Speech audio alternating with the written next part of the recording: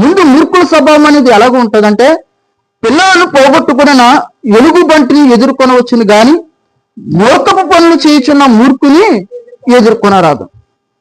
అసలు మూర్ఖపు పనులు చేసే మూర్ఖుల్ని ఏ మానవుడు కూడాను ఎదుర్కోలేడండి.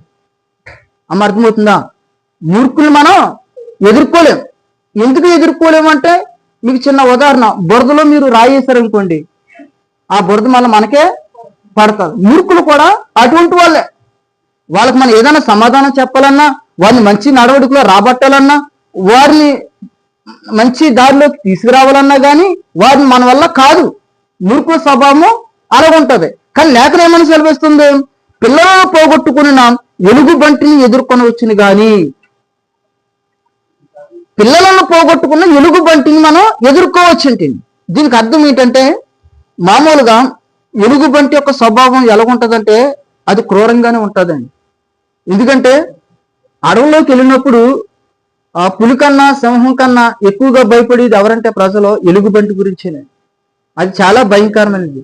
అది ఎక్కువగా వెనకాల వచ్చి దాడి చేయడం, సైలెంట్గా వచ్చి దాడి చేయడం, ఎలాగో దాడి చేస్తుందో కూడా తెలియదు, వెంటనే మనిషిని చీల్చి చెండాడేస్తుంది. అటువంటి స్వభావం ఎవరిదే? ఎలుగుబంటిది. మామూలు స్వభావమే దాని క్రూరమైనది.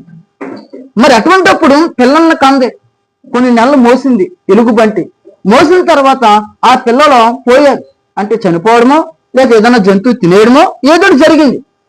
ఇప్పుడు పిల్లలను పోగొట్టుకుందే, అసలే దాని స్వభావమే క్రూరమైనది. తర్వాత పిల్లలను పోగొట్టుకుందే, పిల్లలను పోగొట్టుకుంటే ఇంకెంత కోపం ఉంటుంది దానికి, ఇంకెంత క్రూరంగా ఉంటుంది. అటువంటి క్రూరమైన పిల్లలు పోగొట్టుకున్న క్రూరమైన ఎలుగుబంటిని మనం ఎదుర్కోవచ్చు, కానీ మూర్ఖుని మాత్రం అసలు ఎదుర్కోలేము. అంటే మూర్ఖుడు ఎంత క్రూరుడో మీరు ఆలోచించాలి. మూర్ఖుడు ఎంత భయంకరుడో మనం ఆలోచించాలి. అసలు మూర్ఖ స్వభావం ఎంత మనకి నచ్చనిదో ఒకసారి మీరు ఆలోచించాలి.